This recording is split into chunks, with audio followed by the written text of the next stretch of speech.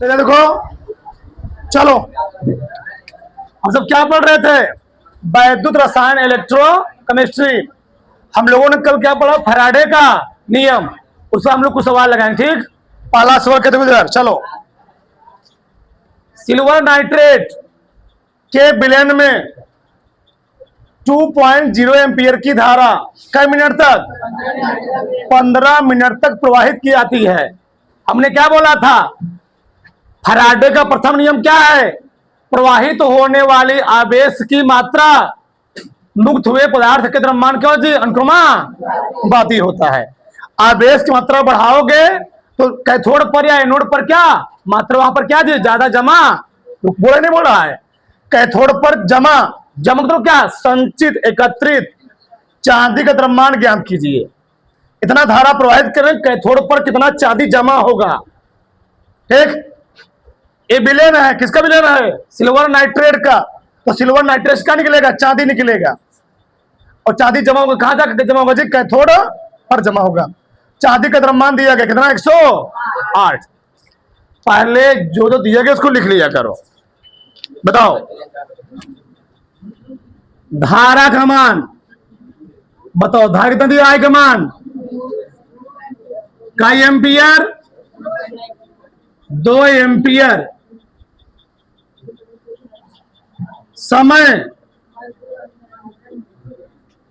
समय दिया है 15 मिनट। बताओ, चाहे कोई सिस्टम हो, समय के समय होता है सेकंड में। M K S metre kilogram second, C G S centimetre gram second. कोई सिस्टम होगा, समय के समय होता है। तो 1 मिनट में कई सेकंड है ना? चलो 900 सेकेंड। उसे काटना चाहिए, गुणा नहीं करना चाहिए, जाने दे। चलिए देखो, चांदी का द्रव्यमान दिया गया है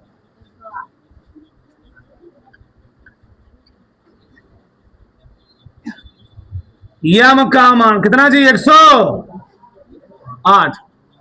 भार दिया गया है, भार डब्लू ना जी, डब्लू भाई द्रव्यमान भार। अणु भार एक प्रकार से है, ठीक। अणु भार है, मोलिकुलर वेट 108 है। निकालना क्या है? चांदी का द्रव्यमान जी, ये भार है, डब्लू का मान। हमको निकालना क्या है? चांदी का द्रव्यमान। बताओ, हम लोगों ने पढ़ा क्या फॉर्मूला? बताओ, डब्लू बराबर क्या पढ़ा था? जेड आई टी पढ़ा था ना। ये दिया क्या गया हमको? चांदी का द्रव्यमान भार मतलब अणु भार दिया। ध्यान रखना, 3 में मैं काट चुका हूं। हमको निकालना क्या है? कैथोड पर जमा द्रव्यमान का मतलब क्या? डब्लू का मान निकालना है, कितना मात्रा जमा होगी वो निकालना है। चलो देखो, चलो ठीक। डब्लू क्या होता है? Z I T. ध्यान रखना, जब भी मात्रा निकालना हो हम लोग इसमें हमेशा 96,500 से करेंगे भाग दे। यही क्या होता है? फैराडे का मान होता है, फैराडे नियतांक। तो फॉर्मूला क्या था बताओ? जेड आई बटे क्या? 96,500। क्या करना बताओ? डब्लू बराबर जेड का मान निकालना होगा ना जी। तो जेड क्या होता है? जेड क्या है? इसको हम लोग कहते हैं विद्युत रासायनिक तुल्यांक ना। जेड बराबर क्या लिखा था मैंने? चाहे लिख लो यहीं पर तुम ई आई टी। क्या लिख लो? E I T, E I T. Z ही ई आई, जेड ही ई होता है, बताया था मैंने। बताओ, तो जेड और क्या? तुल्यांकी भार। क्या जी? तुल्यांकी भार। तुल्यांकी भार कैसे निकालते हो? अणु भार बटे कितने आयन निकले, जाए संयोजकता। जब अम्ल या क्षार की बात होगी वहां पर हम लोग अम्लता क्षार तक बात करेंगे। जब अम्ल और क्षार रहा नहीं वहां पर क्या बात करोगे? संयोजकता की, कितना उस पर आयन आया। तो AgNO3 तो तोड़ोगे ना, तो Ag प्लस NO3 माइनस आएगा, ठीक। तो Ag पर कितना चार्ज आएगा? 1 चार्ज आएगा। तो लिखोगे अणु भार बटे आयन। क्या जी? बटे आयन। बताओ अणु भार कितना है? 108। आयन कितने मिलेंगे? 108 है, आ गया। रखो सब। तो ई का मान कितना होता हो? 108। धारा कितनी है? कई एम्पियर? समय कितना जी? 900 सेकेंड बटे 96,000। अब तुमको हम गुणा भाग से सिखाएंगे नहीं। 2 0 2 0 क्या हो गया? कट गया। अब उस कटेगा। चलो, एक 9 दूनी जी 18। 18 गुणा करो। 18 अट्ठे 144। 9 दूनी 18। 18 अट्ठे 144। हासिल 4 रेखा हासिल है 14 ना जी। हाँ, बताओ 18 शून्य शून्य कितना बचेगा? 4 बचेगा। अभी हासिल एक बचाया ना। चलो बताओ 18 कम 18 1 चेक कर लेना। गलत हुआ तो ध्यान रखना। फिर कितना आ गया भाई? तो उत्तर आ जाएगा। कितना आएगा? 2.1 जी। देखो कितना रहा है, चेक करो उसको। W का मान 2.01 ग्राम आ जाएगा। देखो चेक कर लो, आ रहा है यही ना? चेक कर लेना। ठीक, इस बार देखो ध्यान से। हमको धारा दिया गया है, समय दिया गया है, चांदी का द्रव्यमान दिया गया, यानी मॉलिक्यूलर वेट है, अणु भार दिया गया है 108। फार्मूला क्या होता है? W बराबर EIT बटे क्या होता है? 96,500। ई क्या है? तुल्यांकी भार। जब अम्ल और क्षार की बात होगी, अगर अम्ल रहेगा हम लोग क्या बोलेंगे? क्षारीयता। अगर क्षार हम लोग क्या बोलेंगे? वहां पर मैं लिखा था, संयोजकता भी लिखा था। तो आयन क्या है? AgNO3 है। सिल्वर नाइट्रेट किसमें टूटेगा? Ag plus NO3। तो कितने आयन मिले हमको यहां पर? एक आयन। जो जमा होगा उसी का आयन लेंगे। तो बताओ इसे कितना आयन है जी? Ag पर कितना आयन है? एक आयन। जो जमा होगा लिख लिया मैं, एक आयन। ठीक, बस रख दी सब। यहां देखो, कॉपर सल्फेट के विलयन से 0.5 ग्राम तांबा मुक्त करने के लिए, मतलब ये क्या होता है? जमा हो रहा है, मुक्त मतलब हमको W को मान दे दिया। इतना एम्पीयर धारा कितने समय तक प्रवाहित करनी होगी? कॉपर का परमाणु भार दिया, कितना दिया गया जी? चाहे कहो परमाणु भार, चाहे कहो अणु भार। बताओ क्या कह दिया गया है? W का मान बताओ कितना दीजिए? W कितना दीजिए है? 0.5 ग्राम दिया गया है। बताओ टाइम निकालना है। धारा कै एम्पियर? धारा 1.5 एम्पियर। चाहे कहो परमाणु भार, चाहे कहो द्रव्यमान संख्या। M का मान कितना दिया गया? बताओ कितना जी? 63.5। फार्मूला क्या होता है? W बराबर क्या होता है बोलो? EZ के बराबर भी होता है, ध्यान रखना। EIT बटे क्या लिखोगे? 96,500। हमको क्या निकालना पड़ेगा? तुल्यांकी भार। क्या जी? तुल्यांकी निकालो। तुल्यांकी भार E बराबर क्या होता है? अणु भार बटे क्या जी? आयन लिखो तुम्हारा मन के, खुश रहो जी इससे तुम। अब बताओ कौन जमा हो रहा है? कॉपर। कौन जी? कॉपर। कॉपर किसमें टूटेगा? देखो इधर, CuSO4 copper 2 plus sulphate 2 minus कितना आयन? कई आयन। हाँ ध्यान रखना, 2 निकालना पड़ेगा तुम्हें, ध्यान रखना। तो बताओ अणु भार कितना है जी? अणु भार 63 कैसे भाग दोगे? 2 से। मैं काट नहीं रहा हूं, लिख दे रहा हूं वैसे भी। चलो रखो यहां पर। क्या निकालना है हमको? क्या निकालना है जी? चाहे निकालना है। बताओ क्या हो जाएगा? W गुणे 96,500 बटे EI कहां चला जाएगा? इतना सोचना पड़ेगा। चलो रखो सब। W को मान कितना दिया? 0.5। 96,500 बटे ई का मान कितना आया 63.5 गुणे हो गया जी, ऊपर चलेगा ना, धारा का एम्पियर 1.5 एम्पियर। चलो दशमलव सेम अंक पे ही वाला तो क्या हो जाएगा 10 से गुणा करोगे ना, 5 3 से कट गया है।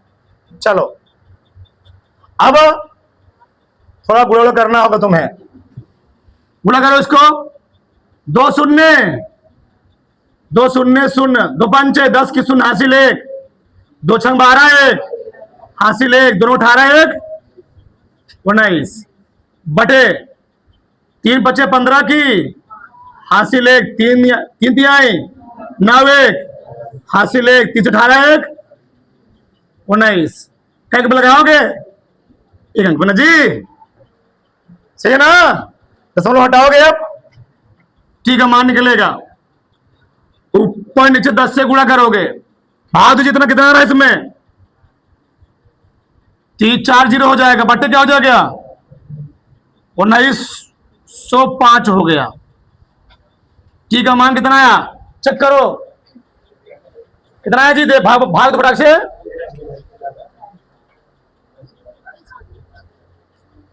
अब तुमको हम भाग सिखाएंगे नहीं, ये आएगा 1013.1, 1013.1 सेकेंड, किसमें भी आएगा सेकेंड। ठीक, बताओ अगर हमको इस सेकेंड को मिनट में बदलना हो कितना आ जाएगा, 60 से भाग देना पड़ेगा तो मिनट में बदल जाएगा। तो 1013.1 बटे 60, देखो इतना नहीं आ रहा, चेक कर लेना एक बार, आ रहा, ठीक, आ जाएगा कितना 16.8 मिनट आ जाएगा। तारो 16.8 मिनट, थोड़ा बढ़ा से तार लो, लिखवा के सांद्रो बोलो मत। चलो अगला सवाल क्या है, 2 विद्युत घटनी सेल श्रेणी क्रम में जुड़े हैं जिनमें जिंक सल्फेट और सिल्वर नाइट्रेट के विलयन है। यदि पहले सेल में कितना ग्राम जमा होता है, दूसरे सेल में कितना ग्राम जमा होगा। तो जमा हो तो क्या मात्रा, मुक्त होने पदार्थ की मात्रा, यानी भार पूछ रहा है। जेड का तुल्यांकी भार दिया गया है और एजी का अणु भार दिया गया है। बहुत ध्यान देना, कौन नियम लगाओगे इसमें, फैराडे का द्वितीय नियम। तो कैसे फार्मूला क्या बताओ, यानी तो हमें सबका ध्यान इधर, W1 बटे W2 बराबर क्या बताओ, E1 बटे, यही होता है Z1 बटे Z2, कभी टेंशन मत लेना, यही होता है, ध्यान रखना, परेशान मत होना। ये फार्मूला हो तो जो तुमको दिया लगा दीजिएगा आराम से, फार्मूला है, निकालो। W1 दिया गया है कितना ग्राम, AgNO3 के विलयन है, यदि पहले सेल में इतना ग्राम Zn, मतलब WZn दिया गया है, W1 का मान कितना दिया गया, कई ग्राम जी, 1.3 ग्राम। निकालना क्या है, दूसरे सेल से, दूसरा सेल कौन है, सिल्वर नाइट्रेट, सिल्वर, यानी W क्या निकालना हमको, Ag, क्या जी, एक ज्ञात करना है। E1 दिया गया है, Zn का तुल्यांकी भार भी दिया गया है, EZn चाहे बोलो Z1 कितना दिया गया जी 32.7, हमको निकालना क्या पड़ेगा, Ag, होता क्या है अणु भार बटे क्या लिखोगे आयन, अभी मैं निकाला था AgNO3 है, किसमें टूटेगा ही बोलो, AgNO3 टूटेगा Ag प्लस NO3 का ही आयन है, एक आयन, तो जगह को थोड़ा गड़बड़ा रहा है। अणु भार कितना है 100 बटे कितना आ गया, भी सब निकल गया, सब निकल चुका है, बस क्या निकालना हमको W2, क्या जी W1 कितना जी बताओ 1.3, W2 निकालना है, W2 है क्या WAG, बताओ E1 कितना है जी? E2 108। एक हमसे नहीं बन पाता। चलो बुरा बुरा करो, 32.7 तुरंत गुणा किया करो, कितना है बताओ? 108 गुणे कितना? 1.3। तो मैं कहां लिखूं अब? WAG बराबर 108 गुणे 1.3 बटे 32.7। कितना के जी है? बात यही लोगे ना, हम भाग भी दें 4.29 आएगा। कर लेना, इसको कर लेना, इतना आ गया। ठीक, कर लोगे ना? कभी सिखाए? भागवत सिखाए हम तुमको? तो दूनी चार सिखाए भी। 298 केल्विन पर जिंक इलेक्ट्रोड का विभव ज्ञात कीजिए। किसका जी? जिंक इलेक्ट्रोड का विभव ज्ञात करना है, जिसमें हमको मोलरता दिया, कितना दिया गया है? 0. जिंक की हमको समता दी गई, कितना दिया गया है? 0.1 मोलर जिंक सल्फेट विलयन में डुबोया गया है। जिंक क्या दिया गया? ऑक्सीकरण विभव। क्या जी? ये अपचयन विभव, ध्यान रखना। अच्छा, हमने कैसे पहचाना अपचयन विभव है?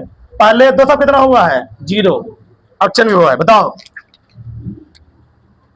जिंक पर क्या होता? बताओ पहले Zn सॉलिड होता, क्या बनता दीदी? क्या बनता है? Zn2 plus aqueous. तो कितने इलेक्ट्रॉन निकलते हैं इसमें? 2 इलेक्ट्रॉन निकल जाते हैं। क्या दिया गया है बताओ? अब कितने इलेक्ट्रॉन बताओ, कितने आयन आए यहां पर? कितने आयन आए? 2 आयन। फार्मूला में क्या लिखवाया था? ई नॉट सेल बराबर किसमें? नॉट समीकरण में ई नॉट सेल। तो फार्मूला क्या लिखवाया था बोलो?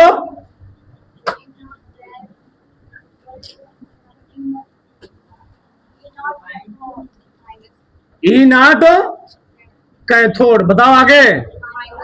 माइनस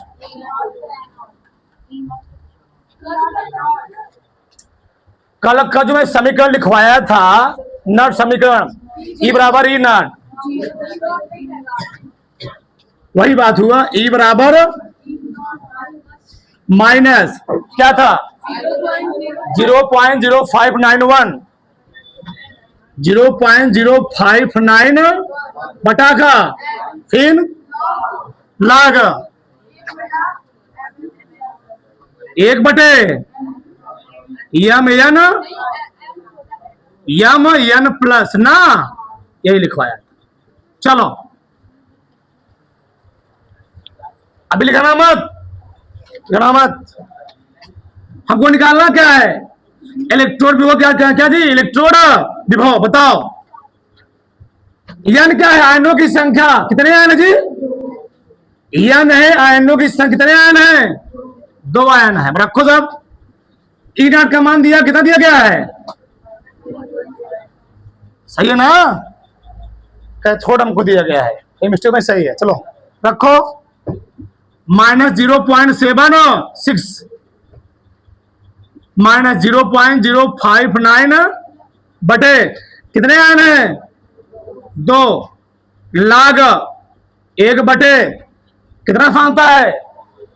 ये बताया था कल, एम एन प्लस क्या है? विलयन की सांद्रता कितनी जी? 0.1 मोलर। 0.1 सही है ना? ये क्या, यह मतलब क्या होता है? विलयन की सांद्रता कितना दिया गया? 0. कैसे इसको हल करो बताओ? ऊपर नीचे, ऊपर नीचे 10 से गुणा कर दो। सही है? तो कितना आया? माइनस 0.76। इसमें भाग दो, 0 2 दूनी 4, 1 बचा 19 हुआ, 2 9 18, 2 पंचे 10, लाग ऊपरा हो गया 10, निचवा क्या हो गया? 1 ना जी, लाग 10। और लाग 10 का मान कितना होता है? लाग 10 का मान कितना जी? 1 होता, सब लोग जानते हो। तो माइनस 0.76 माइनस 0.0295 गुणे 1, तो माइनस 0.76 माइनस 0.0295। हल करो इसको, हल करो। 0.76 0 फिर 295 5987 कितना बताओ 0.7895 विभव है किसमें आएगा मानस में आ गया वोल्ट क्या जी वोल्ट ये आना चाहिए उत्तर बड़ाक से क्या दिया है इसका आंसर यही दिया है उत्तर बड़ाक से तारो तार लो देखो यार अगला सवाल क्या है निम्नलिखित सेल के लिए 298 केल्विन पर ईएमएफ ज्ञात कीजिए ये सब दिया गया है हमको मैग्नीशियम की सांद्रता कितनी जी 0.001 मोलर इसी कॉपर की सांद्रता कॉपर की सांद्रता है 0.0001 मोलर ठीक अब यहां बहुत ध्यान समझो चलो हमको निकालना क्या है ईएमएफ विद्युत वाहक बल उसी को हम लोग कहते क्या है मानक क्या जी इलेक्ट्रोड विभव क्या बोलेंगे इलेक्ट्रोड विभव और प्रॉब्लम क्या यहां पर है देखो ध्यान से चलो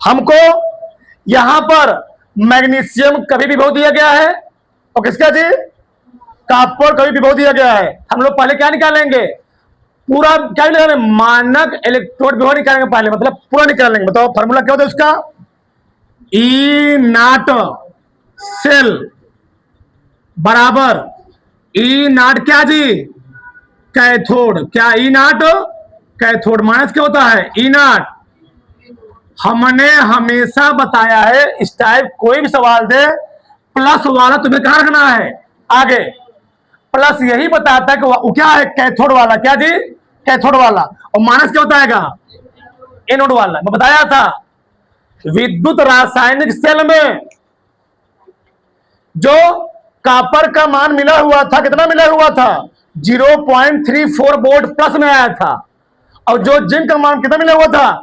-0.76 वोल्ट आया था तो अगर -0.76 वोल्ट आ वो एनोड है और प्लस 0.3 वोल्ट वो क्या है कैथोड है प्रक्रिया लो कैथोड कितना दिया गया है 0.34 वोल्ट माइनस एनोड वाला -2.37 जोड़ो माइनस माइनस ये हमेशा जुड़ जाए ध्यान रखना तो कितना जी 0.34 प्लस 2.37 2.37 में हमको क्या जोड़ना है 7 4 11 की हासिल 1 3 3 6 1 कितना आया 2.71 वोल्ट आया बताओ नाट समीकरण फार्मूला क्या होता है ई बराबर नाट समीकरण का जो सूत्र होता है ना कई रूपों में होता है कई रूपों में तो इधर ई बराबर होता है ई नाट सेल माइनस क्या जी 0.059 1 बटे n मैं लिखा क्या हूं अगर सांद्रता 1 मोल है अगर 1 मोलर विलयन डुबोया जाएगा फार्मूला ये लगेगा अगर वहीं पर 2 अलग अलग मोल हो गए तो हम लोग ऊपर क्या लिखते हैं ऊपर लिखते हैं ऑक्सीकरण क्या लिखते हैं जी ऊपर लिखते हैं ऑक्सीकरण और नीचे क्या लिखेंगे अपचयन क्या लिखेंगे और ये रहेगा बड़का कोष्टक में बड़का कोष्टक में बताएगा कि जिस पदार्थ का ऑक्सीकरण हुआ है उसकी सांद्रता बड़का कोष्टक लग गया इसका मतलब क्या हो गया उसकी सांद्रता concentration of Mn plus concentration of ऑक्सीकरण कंसंट्रेशन ऑफ अपचयन अब कैसे पहचानोगे किसका ऑक्सीकरण किसका अपचयन हुआ है मैं क्या बोला एकदम मैं पढ़ा चुका हूं सेल अपक्रिया पहले है 0 है अब कितना हुआ है 2 प्लस घटक बढ़ा इसका ऑक्सीकरण हुआ पहले है 2 प्लस है कितना हुआ घटा ना तो ऑक्सीकरण का अपचयन यहां मत देखना ये क्या दिया गया है कि अपचयन विभव दिया गया दोनों मिलाकर ध्यान रखना क्यों कैसे मैं जाना अपचयन विभव है ये अपचयन विभव है पहले 2+0, 2+0 घटा है तो अपचयन विभव है, ये क्या है 2+0, अपचयन विभव, ध्यान रखना चीज। ये है अपचयन विभव, ये क्या है ऑक्सीकरण की सांद्रता है। पहले 0 फिर 2+, पहले 2+ फिर कितना, बताओ किसका ऑक्सीकरण हो रहा है, मैग्नीशियम कॉपर का। कॉपर पर अपचयन होता है, तो पढ़ाई चुका हूं मैं। कॉपर पर हमेशा अपचयन, मैग्नीशियम पर क्या हुआ है ऑक्सीकरण। कॉपर लेता है मैग्नीशियम, तो जो देता है उस पर क्या आएगा ऑक्सीकरण, जो लेता है, ऐसा मतलब। मैग्नीशियम भाई कक्षक में 2 इलेक्ट्रॉन होते, सिर्फ देगा वो, कॉपर लेगा।